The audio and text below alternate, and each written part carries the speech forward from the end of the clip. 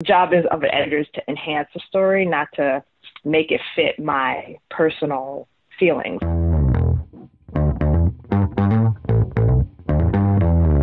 You're listening to the Author Stories Podcast, bringing you the story behind the stories and the storytellers. Margaret White, Terry Brooks, Sheena Kamal, Matthew Quick, JT Ellison, Walt D. Williams, Brad Thor, Corey, Dr. O, Brandon Sanderson, Robin Mock, Ernest Klein, Jim Butcher, Sherwin Harris. Visit hankgarner.com for archives of all the shows. Today's guest is Jennifer Baker.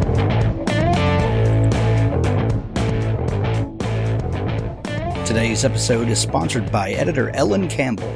Authors, if you are looking for someone to help shape your words into what you originally intended them to be, Ellen can help you do that. Ellen is one of the most sought-after indie editors out today, and she is one of the best. I've used her. So many other people in the community have used her. There's a link to her website in the show notes. I'll be talking more about her as the month goes on. Mindy Tarquini. Mindy has been a guest on the show a couple of times, and there's some links down in the show notes to her past episodes. I'd like to tell you about her book, The Infinite Now. She was on the show last year to talk about it. This book is mind-blowing and amazing. It was a 2017 Today Show Winter Book Selection 2017 winner of the USA Best Book Awards. In flu-ravaged Philadelphia, a young immigrant struggles to learn the intricacies of time-bending, teamwork, and living in a world which seems as hell-bent on breaking her spirit as she is to keep it. This is not your mother's historical fiction. Kirkus calls The Infinite Now a well-woven tapestry of history, character, and charming mystery. BuzzFeed called it a masterpiece. The Historical Novel Society says Tarquini uses words like a composer. School Library Journal said The Infinite Now is historical fiction portrayed in a new way and declared it a title not to be missed. Do not miss this book. There's a link to it in the show notes at hankgarner.com. I'd also like to thank editor Ellen Campbell for sponsoring the show. Ellen has been a faithful sponsor of the show for quite some time, and she's an editor that I have used. She's someone that I trust. When you're writing a story, you need someone that can have that critical eye that helps your words be better, yet still retain what you meant. That's what a great editor does. She helps you to tell your story the best way possible. Ellen can do that for you. Find her at ellencampbelledits.com. ellencampbelledits.com. Thank you, Ellen, for sponsoring the show. I'd also like to thank Ernest Dempsey for sponsoring the show. Ernest writes a series of books, among others, called the Sean Wyatt Adventure Series. I got to be friends with Ernest because I had him on the show last year because I discovered his books as a reader. And these are some of the best mystery, conspiracy theory books that I had found in quite a while.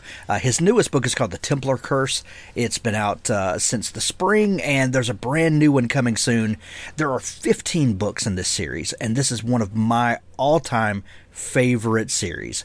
And Ernest is a really nice guy as well. He's one of those writers that you love his work, and you love him too. Check out the series in the show notes.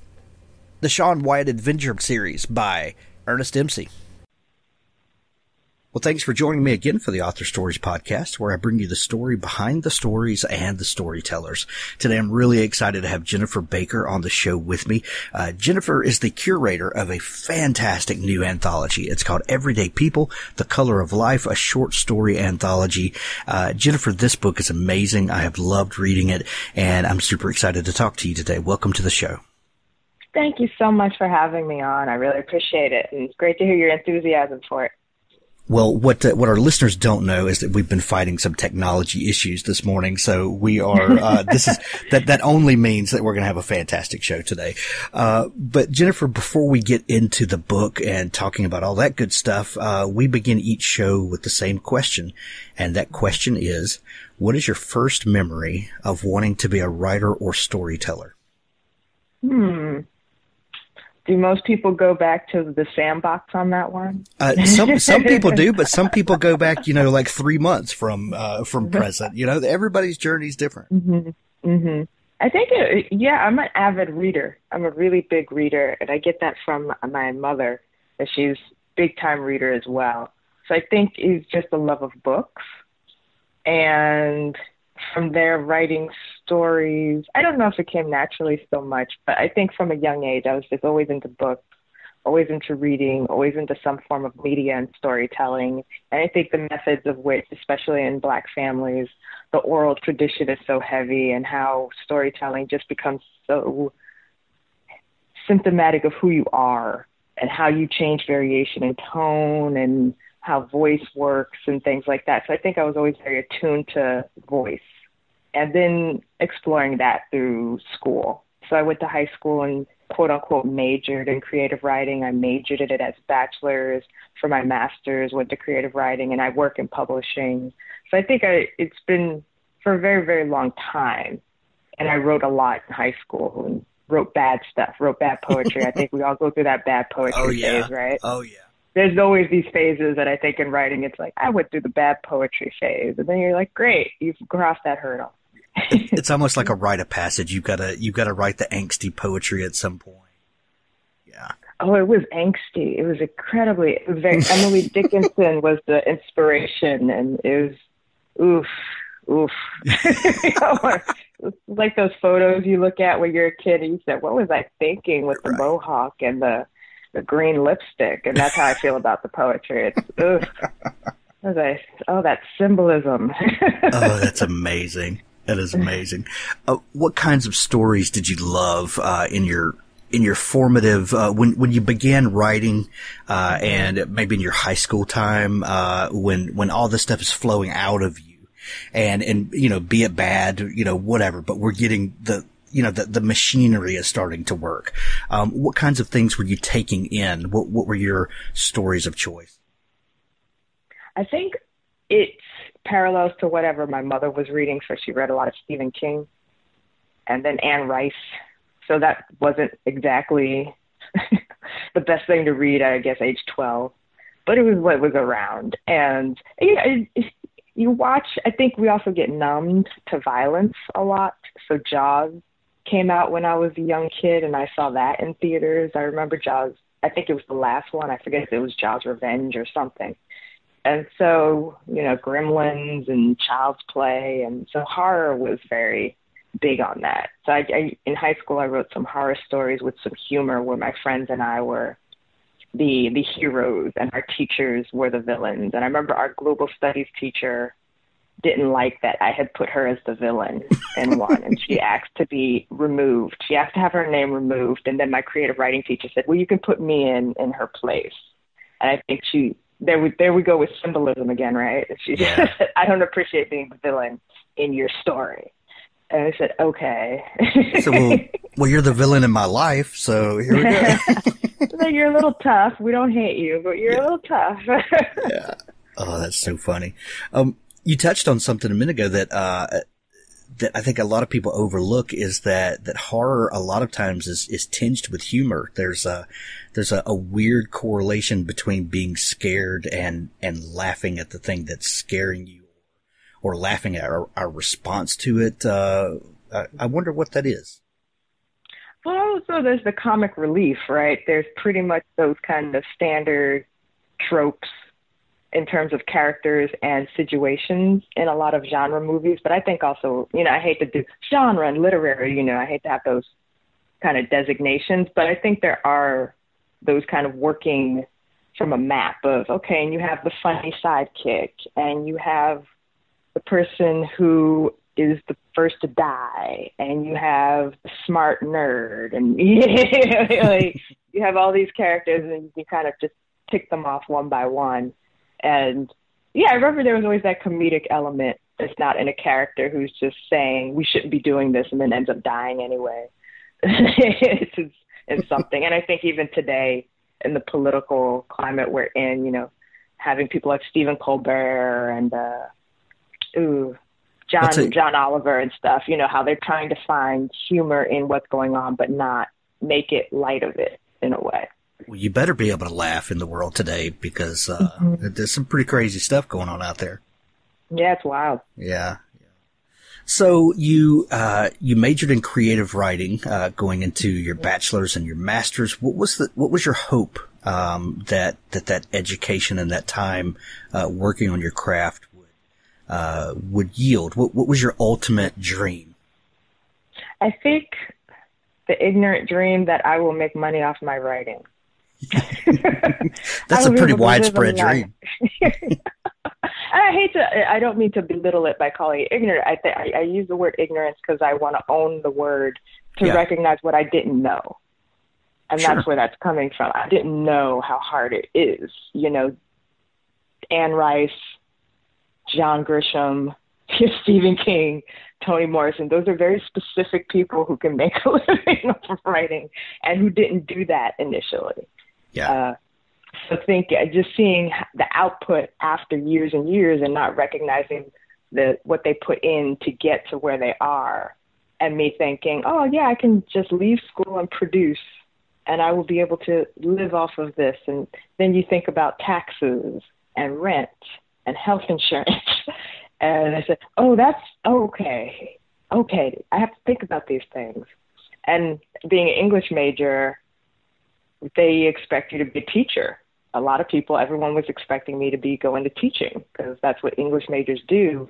And there was a publishing certificate program at City College of New York where I went for my bachelor's, and they said, actually, publishing is also a route for people. People don't think about it. People don't know about it. But that's also a route for people who love books and are into writing and things like that. And that's how I ended up in publishing. Nice. So what was your entry point into publishing? What is an entry level person or a person brand new to publishing? Where do you start? There are many places to start, but the kind of popular spot is editorial. That's the one you hear about the most because those are the people acquiring the books. Right. So, you know, whenever you see the acknowledgments, I like to think my editor, that's usually the person who did the developmental edits and made it a better book in terms of the content specifically. And I think that's where everyone wants to go, but doesn't realize that it's very administrative. Right. And you're not sitting there reading books. This luxurious life, I think, again, a fantasy of, well, you go into publishing and all you do is read all day, and that is not it at all. I think in my current role as a production editor, I do more reading all day, but it is administrative. You're paying people, you're working on contracts, you're hiring, you're vetting it to sending it to different people, you're dealing with angry authors, and you're selling the book to your team, and you're trying to get them enthusiastic about it, and there's political and red tape and all that stuff. So I entered an editorial, and I was very bad at writing copy. So the short descriptions of the book that you find on the flap or the back cover, I'm horrible at writing copy, horrible. So I did not end up getting a job as an editorial assistant, but I got to media and production and other areas. And there I stayed because it just made more sense. I'm very good with working with the content. I'm not always great at describing the content in a succinct and enticing manner. And I respect that they saw that early on. I was like, yeah, I'm just not good at this.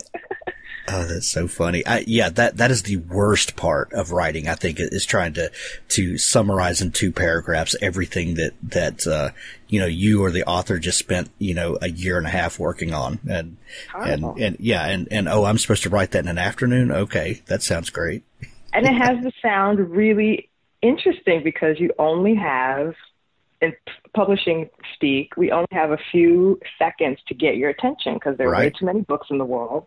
Why do you want this book? And this copy needs to sound really, really enticing for you to want to even consider it if you've heard nothing about this book. So the cover needs to speak to you. The copy needs to speak to you. All of that stuff needs to just pop. And that's a lot of pressure for a 22-year-old who's not making a lot of money to write. Well, and not only do you only have a few seconds to sell this book, among others, you also have to compete with Netflix and YouTube and Facebook. Yeah, now you do, yeah. I mean, I'm aging myself, but I started 15 years ago. That's when I had my first internship, was in 2003. So we didn't have to compete so much with Netflix and cell phones and Twitter and Facebook. Like, we didn't have those things to compete with. So I don't know if we were still competing with movies and moot money and bad economies and stuff like that. But yeah, we didn't have this, which is a whole other episode. Exactly. Damn you, technology. Were you still writing for yourself during this time? Yeah, I got a lot of writing done in my 20s, and I'm in my late 30s now, so that's saying a lot. I wrote because I didn't have as much to do.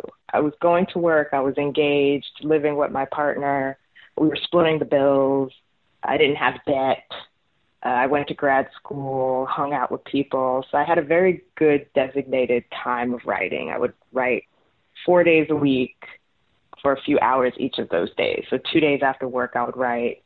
During the weekend, I had a chunk of time I would write. And I stuck to it because I just wasn't as busy as I am now. I wasn't as involved in the community. I didn't go to readings so much. I did it kind of, but it was very different. It was a very different time. It feels like eons ago, but 15 years isn't that long. For some people, it's like, yeah, I'm 15 and I wasn't born yet. But for us, I think, 15 isn't that long ago, but I guess it feels like a lifetime ago. Well, and the farther you get away from 20, that 15 years gets smaller and smaller. Yeah, it's not even, it's almost, it'll be a third of my life at some point in a few years. So. Right. It's crazy. Yeah. Yeah. So, wow. So Jennifer, let's talk about this new book, Everyday People. It's this fantastic collection of short stories, The Color of Life, a short story anthology as it's subtitled. Tell me where this book came from. So my friend, Brooke Stevenson, I didn't know Brooke very long, actually, but I think he makes a great impact on people based on the kind of generous person he was. He initially created this anthology. And this was it was an all-black anthology originally, so all black voices was the intention. And the title was set, The Deal with Atria, a division of Simon & Schuster was set. And unfortunately, he passed very suddenly, very, very suddenly and unexpectedly in August of 2015. But this deal had been pretty much solidified. He just had to sign the contract. And so the publisher definitely wanted to continue to do it, but they needed an editor at that point. And so the editor at Atria, the publisher, Todd Hunter, who had worked with Brooke to formalize a proposal and see this through some level of fruition, had heard about me, I guess, in the channels because I was doing volunteer work with We Need Diverse Books, and I have my podcast, and I'm vocal on the interwebs and all this stuff, and I do have that background of working in publishing and a level of editorial. And so he had reached out to me because we had done a Twitter chat and said, I have an idea I'd like to talk to you about. And I kind of wondered if it might be a book idea, but I didn't know. And then we sat down and he said, so Brooke was doing this, and unfortunately he passed away, but we'd still really like to have this collection happen. Would you be interested in editing it? And I had to really think about that. I ask a lot of questions. I don't tend to jump into things. And they said, well, what did it look like? How much is it? What did you want? What's the intent behind it? And so when they told me the title and all that, I said, well, it's called Everyday People, The Color of Life. To me, that I'm born and raised from New York City, that seems to align more with people of color in general for me. And I said, would you be open to expanding that to be people of color? So Latinx people, Asian Pacific Islander, Indigenous, as well as Black. And they said, yeah, sure, fine, because they said they weren't going to change the title. So I said, that's fine. And then from there, I took elements of some of the people that Brooke had wanted, and some I was very familiar with and some I was not, and also added elements of people I thought would help round out the anthology. And not everything works. This is what happens. You go to people, and some people say yes, and then they're not unable to do it. Some people sign on. Their work isn't I don't want to say good, but it's just not working as a standpoint. And you have a finite amount of time to produce this product. And so I think at the end of the day, I'm incredibly proud of it. I am very happy with everyone who's in it. Everyone was a dream to work with. All their stories are ones I love, and I'm very happy to have taken part to edit in some form or fashion, even if it was a reprint. And I think it just kind of culminates in showcasing stories of people of color that don't necessarily depend on a kind of tragic narrative. So there's no police brutality in these stories. There's no coming out stories. Not that those aren't valid and necessary in the larger canon. Just these are really everyday stories. And it sounds kind of cliche to say, oh, they're universal and they're everyday, but it really does encapsulate what the anthology is. It's not meant to say, well, this is the tragedy of being Native or Indigenous, or this is the tragedy of being an immigrant. It really is just like, let's look at people of color in these kind of everyday instances and how are they operating and how do you relate to that? That's I love that. I love that this this book is so full of life. I mean, that sounds so cliche to say that. I'm sorry, I couldn't come up with a better. I think they planned it that way with that title. In all honesty, yeah, it's you can't get away from it. You just can't, and it's and there's good, there's bad, there's tragedy, triumph. It's just life, and I love that you didn't stick to a particular genre, and we've had a number of short story anthologies that we've highlighted on the show, but most of the time those are genre specific. We'll have a science fiction anthology, and we'll have a particular book, and all the stories are based around AI, or we've had one around pets, and things that are very specific like that, and authors come up with the craziest amount of diverse stories around such a narrow topic. So when the authors were given the anthology, the topic, how did people approach their stories given such a just kind of a wide open edict? That's a good question because, I literally just said to them, it needs to be this many words long, and it's a POC anthology of short fiction. And that was it. I said, go make a world. Come back with what you will by this deadline, please. And so they just did what worked for them. And I think I was talking to A.B. Zaboy, the National Book Award finalist last year for American Street. She's editing an anthology that's coming out in January called Black Enough. And we were both talking. I've been talking a lot to people about anthologies. You don't know what you're getting unless you're getting a reprint and you're saying, I want that essay or a story or something that you published here. Right. You really don't know what you're getting. You are approaching this author, I would hope, because you respect their craft, you love their craft, and you want it to be part of this larger narrative, and you think they have something to say. But even when you say, I want an essay about dogs, you don't know what they're going to write about. Exactly. I want you to talk about your childhood. You just don't know how they're going to approach it. And, to get Portia Newland's story, Link, about politics in England after Brexit. And Portia's very politically inclined where he is. And he's Afro-Caribbean British. And he said, this story just came out of me. And I tried to, kind of react to what's going on, but also add in touches of Octavia Butler. And I think he did that very successfully by doing that. And when I read his story, I said, this needs to be the first story because we're in such a heavy political climate internationally. I think yours is a great way to bring people in to this and how he does it.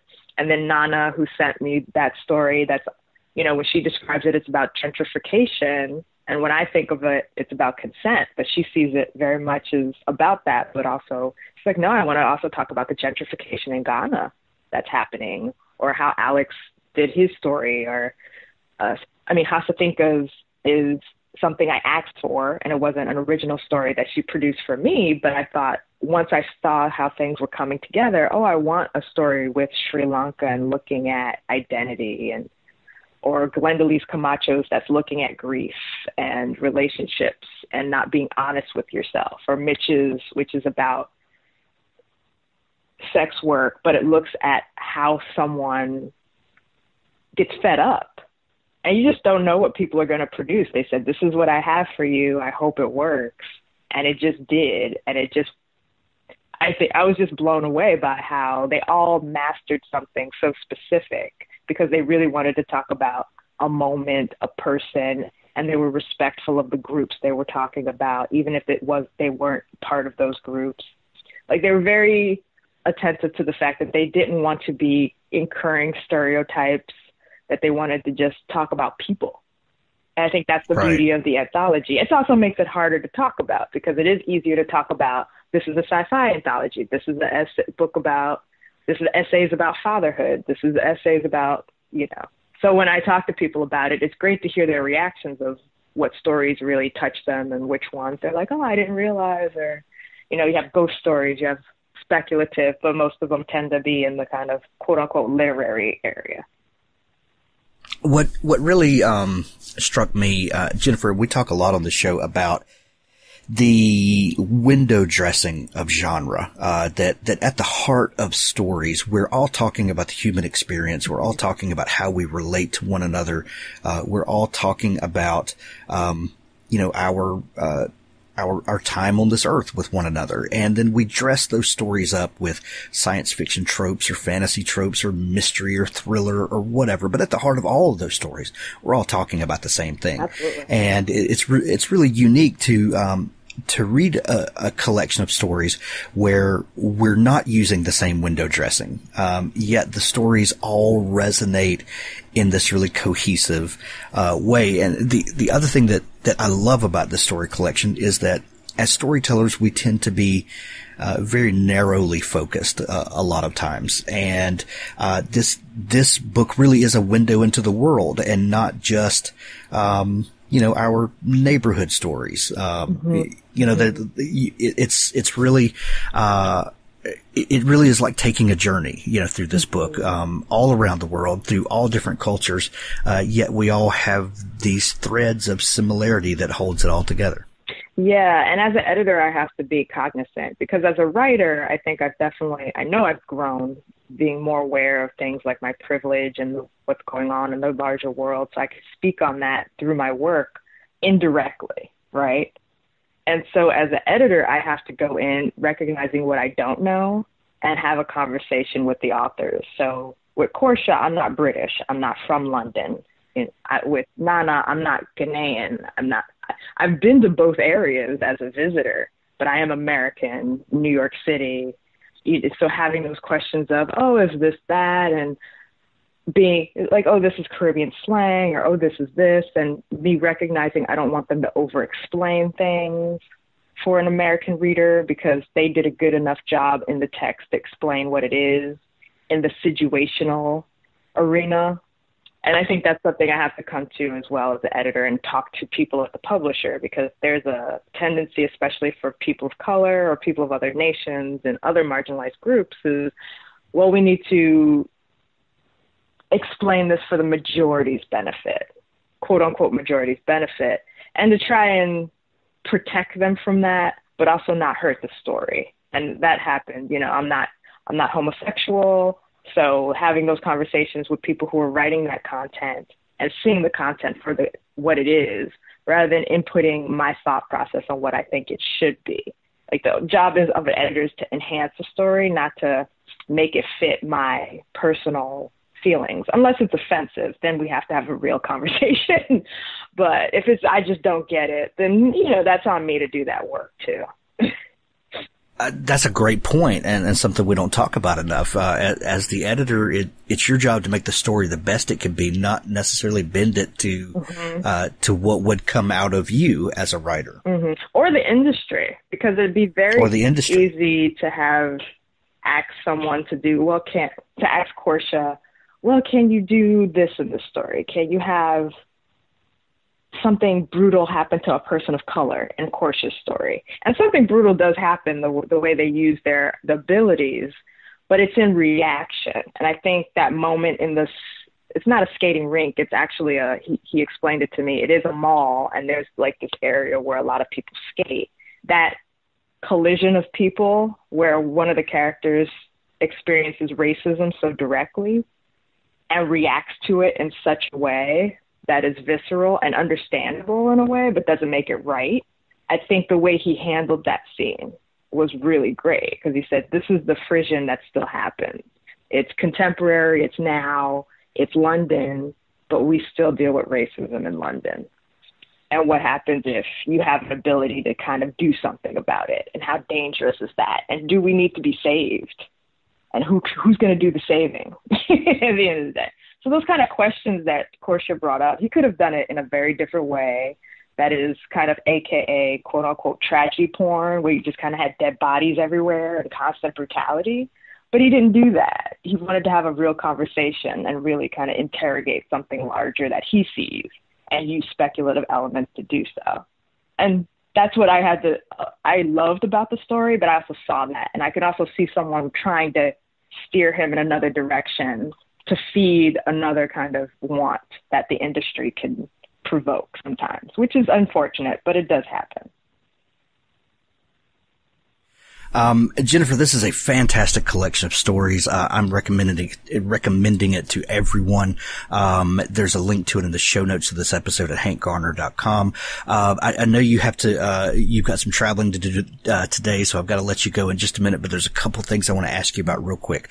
What is the Rhode Island's Writers Colony? Oh, yes. Thank you for bringing that up. The Rhode Island Writers Colony is the residency retreat that Brooke Stevenson brought up. He actually created it with his brother, John Stevenson. And it's for writers of color to have 2 or so weeks in, I believe it's the Maryland area, to just write. It's a free retreat. They just need to get there. And I think actually there is a small fee. But yeah, it's for writers of color to write and create. And that was a lot of what Brooke wanted. He just wanted to create these spaces for other writers of color to be themselves and to talk with each other. And he would bring in editors and people to talk to them about the industry and things like that. And they do events and whatnot. So, no, I'm sorry. It's not in the Baltimore, Maryland area, obviously, because it's called the Rhode Island Writers Colony. I have Baltimore in the brain because I'm traveling there next. But yeah. It happens. Yeah. And yeah, so that is obviously in Rhode Island. And so that it happens every year, late summer, August. And now that we've lost Brooke, but we haven't lost his essence and his dreams, Jason Reynolds, the author, award-winning author, a fantastic human being, and also part of the anthology, he is co-running it with Brooke's brother, John. And they do that annually. So applications open, I think, end of the year, if not beginning of the year, because it is in August. So there's a little bit, usually I'd say look in January at Rhode Island Writers Colony. And I think it's RIWC, but definitely if you Google Rhode Island Writers Colony, and you should find it. And all royalties, Jennifer gets no more money for this anthology, goes to the Rhode Island Writers Colony. So that's why we're also hoping people really invest in this book, because I see no more money. I'll be still promoting it, but I'm not making any money from this. And I wanted to highlight that for that reason, that I know part of the proceeds are going there. So, excellent work. And, I'll put a link to the Rhode Island Writers Colony in the show notes. If anyone is interested, we would, definitely want people to pursue that. Jennifer, you are also a podcaster. Tell me about your podcast and where can people find it? Oh, it's called minoritiesInPublishing.tumblr.com. That's the website. And it is called Minorities in Publishing. I'm a little behind on that. But it's an interview format show just like yours, where we just try to have conversations with other marginalized people in the industry. So publishing professionals, editors, publicists, marketers, booksellers, authors, illustrators, anyone who's marginalized in the industry is on the podcast. And we just have really, just like you've been doing, having good conversations. At first, it was very much veered towards the issues of discrepancy and hard line. And let's talk about the industry problems. And it's not to say we got away from that, but I think it became more helpful to talk about, well, what does a marketer do? And what does an editorial director do? And what does a literary agent do? Because I constantly meet people who are just unaware, even though we have the internet, even though we have all these information. There are people who just don't understand the needs or what an agent does, or what your marketer or what your publicist does, or how much power an editor does and doesn't have, and what the hardships for self-published authors versus those with trade deals, and those with trade deals still have hardships, and what is it like working at an indie versus a big five. So having those kind of industry, but also craft, and talking about people's work, and really having a heart-to-heart about, like, what do you experience in this industry as a person who is marginalized, and how does that help or hinder, and what advice can you give to others? So I think these kind of conversations are great, you meet other people. Well, I've learned a lot about myself, and so. Oh, yeah. I'm sure, like, and just because, too. and yeah, and just because the information is out there from, in tons of places doesn't mean, that we don't receive that information better when we have voices that we trust and people we feel a kinship with. As you listen to the show, you learn more and more about the host, and you kind of get to know them, and then those are great places to have those conversations. So they are, and thank you for your podcast, because I think the more conversations we have with people is just so beneficial to all of us, knowing we're not alone. What is this like? What is it like to be writing in this world right now, or at all? Yeah. And we all had our angsty phase, so it's good to know we all had that. That's right. That's right. That's right. It's a rite of passage. It's a rite of passage. Jennifer, I love the work that you're doing. I love the book. It's fantastic. We're going to send everyone to check it out and pick up their copy. If people are just learning about you and your work, where can they find you? We're linking up the podcast. Is there a place where they can follow you specifically? Yes. My website pretty much links to everything, and it has where my events are. Jennifer N for my middle name, Nicole, Baker, BAKER.com. Excellent.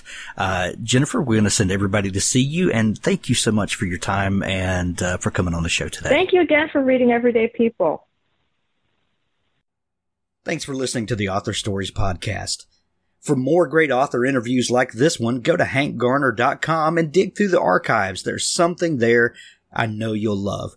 Now stay tuned for a special audio clip from Richard Gleaves' The Jason Crane series.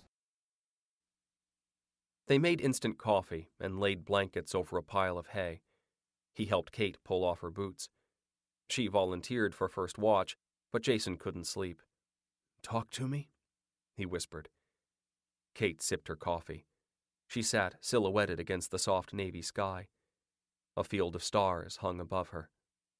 The constellations peered in through the windows and slats. "How about a story?" "Sure. My mom used to tell this one. It's the legend of the Star Maidens."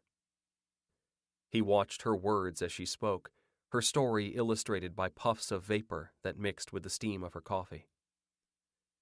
"Long ago, a Mohican brave became lost in this valley.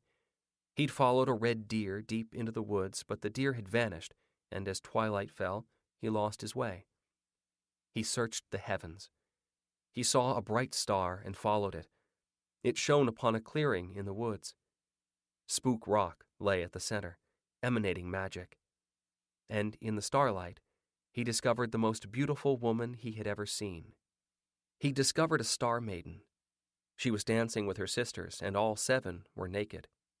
"Oh, really?" Jason whispered. 7 naked star maidens? Shh. Why do these things never happen to me? The brave decided he must take the star maiden for his wife, so he seized her and threw her over his shoulder, and she loved him for his courage. They married and had a son. Then what? Then it gets sad. The star maiden missed her home. She gazed at the sky every night. She loved her husband and her baby very much, but she missed her sisters, and she especially missed the dancing. So she snuck away one night and returned to the sacred rock, and she begged her sisters, please appear to me for one last dance. They came to her and took her into the sky. Kate's silhouette swayed. One last dance. It was wonderful. And when the dance was finished, they sent her back to Earth. She thought that she'd been away for only a little while. but that one dance had taken many, many years. She ran back to her husband, back to her baby, but they were gone. Her home was empty. The hunter had stopped waiting for her. He'd given up hope that she would return. He'd taken their child and had left with his tribe. One last dance had cost her everything, and she had no home at all. Jason could sense something roiling inside Kate, some brew of feelings that the story had stirred. He wanted to leap up, to grab her and carry her off, his star maiden and wife. She climbed up to Spook Rock. She heard no music, only wind. She died there of her grief. She dwindled and lost her star form. She became a will-o'-the-wisp, fluttering between the trees. And see that constellation? The Pleiades. Those are her 7 sisters, watching down from heaven. And, to this day, if a girl has lost her true love, she can go to Spook Rock and dance, and the Star Maidens will bless her. They'll grant her one wish, any wish at all, except one. They can't make her true love return.